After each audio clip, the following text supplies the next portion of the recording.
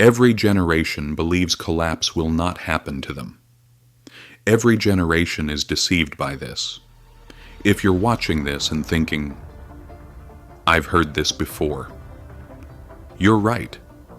But history shows something uncomfortable. Collapse doesn't begin when people notice it. It begins when things stop feeling normal. That's how Rome fell. That's how France fell. That's how Lebanon fell. People didn't lose everything when money disappeared. They lost it when money stopped working. And the real question is this: when you wake up one morning, what will you actually be holding? Every generation believes collapse will not happen to them. Every generation is deceived by this. If you think about it, every empire says the same thing before money collapses. Our currency is safe. Our system is strong. Our promises are guaranteed. And at some point you start noticing something. History answers the same way, every time. No, they aren't.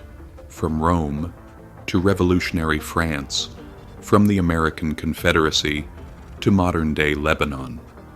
People wake up to the same reality again and again. Their savings lose meaning. Their income turns into numbers without power. Their future disappears, usually slowly, quietly. And here's the strange part. Most people don't notice collapse while it's happening. They notice it only after one morning, when it suddenly doesn't feel normal anymore. Collapse isn't rare. Collapse is normal. I used to think the real question was if systems fail. But at some point it becomes obvious. They always do. So the real question is this: when everything collapses, what actually protects you?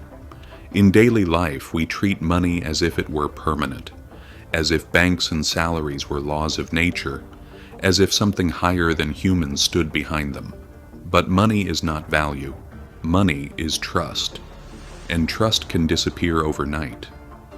If that sounds extreme, just pause for a second.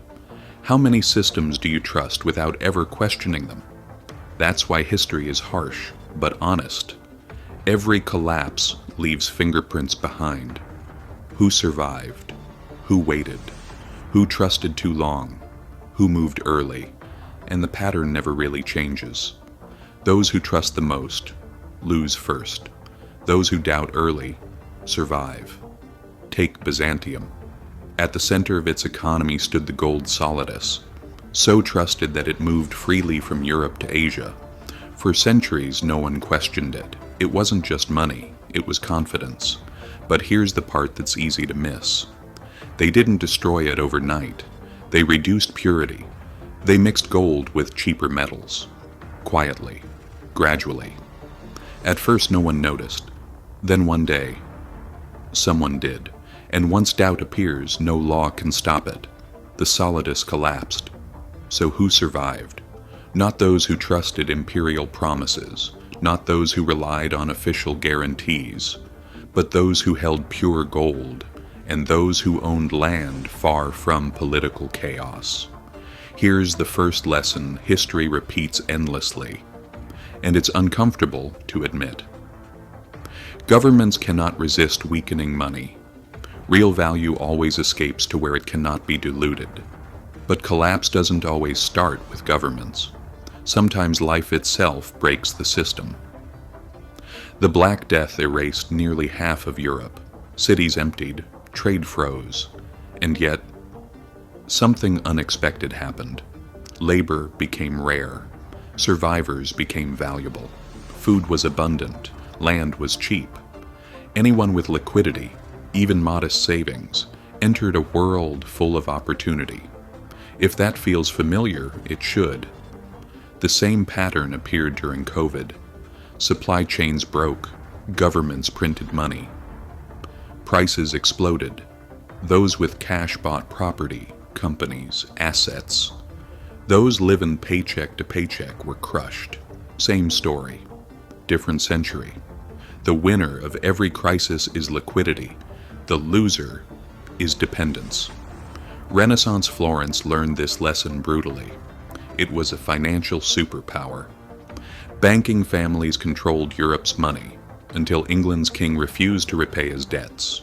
Overnight, banks collapsed, savings vanished, a giant fell. And this is usually the moment people realize something, often too late. No institution exists to protect you. It exists to protect itself. And when it falls, it takes you with it. The American Civil War repeated the lesson. Both sides printed money. Both sides devalued it. The South's currency died before the war even ended. Who survived? Again, those with land, food, and tangible goods. The French Revolution proved it again. The assignat collapsed. Paper promises turned into paper scraps. At this point, the pattern is hard to ignore. Government paper only works while trust exists.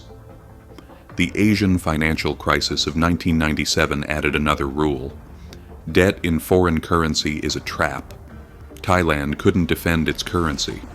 Debts doubled overnight. Entire economies collapsed. Those holding foreign assets survived. Those relying on promises didn't. Modern Lebanon may be the clearest example. Banks closed their door. The currency lost over 90% of its value, and here's the part people struggle to accept. Money in a bank is not your money. It is a loan you give to the bank. And in a crisis, they may never return it. This isn't ancient history. 2008 proved it.